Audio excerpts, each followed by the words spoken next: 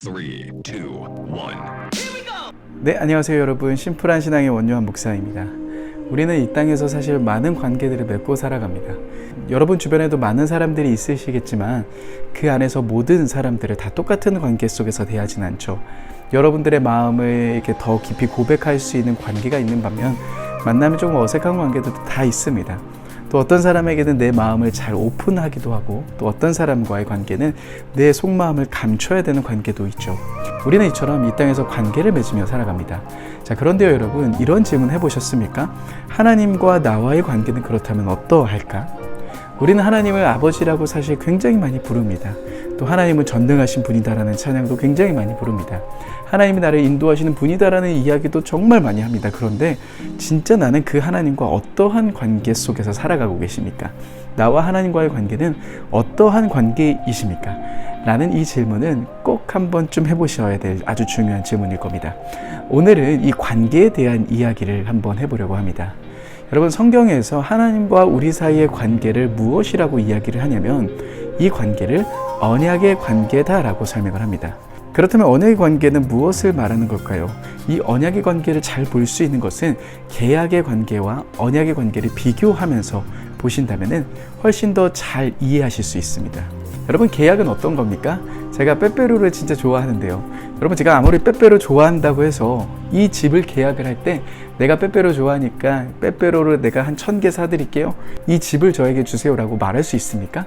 당연히 그렇게 하지 못합니다. 이 집을 사기 위해서는 그만한 돈을 줘야지만 살 수 있는 겁니다. 이러한 관계를 계약이다라고 이야기를 합니다. 그런데 하나님과 우리 사이의 관계를 계약이다라고 설명하진 않습니다. 자, 그러면은 계약이 아닌 언약은 무엇인가? 언약은 무엇이냐면요, 이걸 생각해 보면 아주 좋습니다. 여러분, 결혼을 우리는 언약 관계다라고 이야기를 합니다. 제가 저희 아내와 결혼을 했을 때 이렇게 결혼하지 않았죠. 내가 당신에게 어느 정도 한 500만 원의 돈을 줄게. 그럼 당신은 나에게 맛있는 밥을 차려주십시오 라고 맺는 사람이 있습니까? 그렇게 했다면 저는 아마 진작에 계약이 파기됐을 겁니다. 500만 원을 어떻게 벌어다 주겠습니까? 그런데 여러분, 저희 아내는 그럼에도 제가 돈을 많이 가져다 주지 못하고 거의 가져다 주지 못할지라도 저희 아내는 저에게 최선을 다해 줍니다. 또한 저 역시 아내에게 정말 최선을 다하려고 노력합니다. 우리는 이러한 관계를 언약의 관계다라고 이야기합니다. 다시 말해 언약의 관계는 무엇입니까? A를 주면은 B를 주는 그런 관계가 아닌 내가 당신에게 어떠한 사람, 어떠한 존재로서 있어 줄게요. 당신은 나에게 어떠한 존재로서 있어 주십시오 라는 관계입니다. 그러니 내가 당신에게 남편의 관계로서, 남편의 존재로서 있어준다면 당신도 나에게 아내의 존재로서 있어주는 것, 이것이 바로 언약의 관계이죠. 그런데 여러분, 오늘 창세기 15장에 보시면 이 하나님과 맺은 언약의 관계에 대해 아주 중요한 이야기들을 보여주고 있습니다. 창세기 15장에 보시면 하나님은 아브라함과 이 언약의 관계 속에서 함께 걸어가길 원하셨습니다. 그리고 이 언약의 관계, 언약을 맺는 장면 속을 보시면 굉장히 놀라운 의미들이 숨겨져 있습니다. 어떠한 의미가 숨겨져 있는지 같이 보시죠. 여러분, 창세기 15장 9절에 10절의 말씀을 같이 한번 읽어보시겠습니다. 여호와께서 그에게 이르시되 나를 위하여 3년 된 암소와 3년 된 암염소와 3년 된 수량과 산 비둘기와 집비둘기 새끼를 가져올지니라. 아브라함이 그 모든 것을 가져다가 그 중간을 쪼개고 그 쪼갠 것을 마주 대하여 놓고 그 새는 쪼개지 아니하였으며. 여러분, 이 당시 아브라함 당시 때의 언약을 맺을 때는 어떻게 언약을 맺었냐면요, 짐승을 갈라 놓습니다. 짐승을 반으로 잘라서 갈라 놓은 다음에 언약을 맺는 이 두 당사자가 이 짐승 사이로 걸어갑니다. 그들은 걸어가면서 이렇게 이야기를 하는 거죠. 내가 만약에 언약을 어길 경우, 내가 당신과의 언약을 어길 경우 나는 이 짐승처럼 둘로 쪼개질 거다라는 그런 이야기로서 이 언약을 맺게 됩니다. 자, 그래서 이제 이 말씀에서 보시면은 먼저 누가 지나가고 계십니까? 한번 우리 17절의 말씀을 같이 한번 보시겠습니다. 해가 져서 어두울 때 연기 나는 화로가 보이며 타는 횃불이 쪼갠 고기 사이로 지나더라.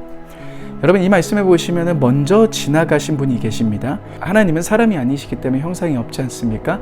그래서 하나님이 어떻게 지나가십니까? 불로써 지나가십니다. 출애굽기를 잘 알고 계시는 분들은 이 그림이 이해가 되실 겁니다. 불이라는 것은 하나님의 임재, 하나님의 계심을 상징합니다. 그렇게 이 언약 속에서 먼저 누가 지나가셨다라고 이야기를 하는 겁니까? 하나님이 먼저 이 언약 사이를 지나가십니다. 아브라함과 맺은 이 언약 사이에서 하나님이 지나가셨죠. 자, 그렇다면 이제 누구의 차례입니까? 누가 이제 지나가야 합니까? 당연히 아브라함이 지나가야 합니다. 자, 그런데 보시겠습니다. 18절은 뭐라고 이야기하고 있습니까? 그날에 여호와께서 아브라함과 더불어 언약을 세워 이르시되 내가 이 땅을 애굽 강에서부터 큰 강 유브라데까지 내 자손에게 주노니. 자, 여러분, 이제 누가 마땅히 지나가야 합니까? 하나님이 지나가셨으니 이제 아브라함이 지나가야 합니다.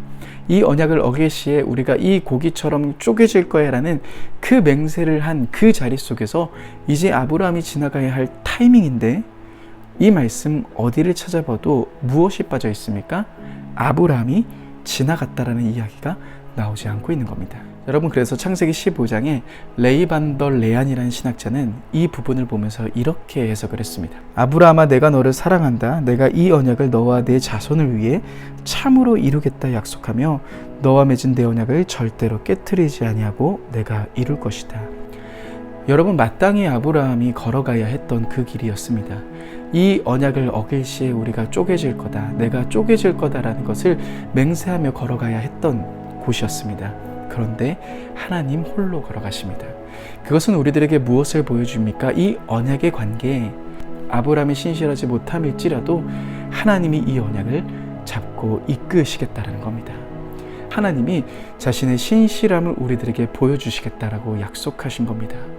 여러분, 구약에서 얼마나 이스라엘 백성들이 하나님의 마음을 아프게 했습니까? 하나님이 아닌 다른 우상들을 끊임없이 섬기려고 했던 그들의 삶이었습니다. 그러나 하나님은 그들을 버리시지 않습니다.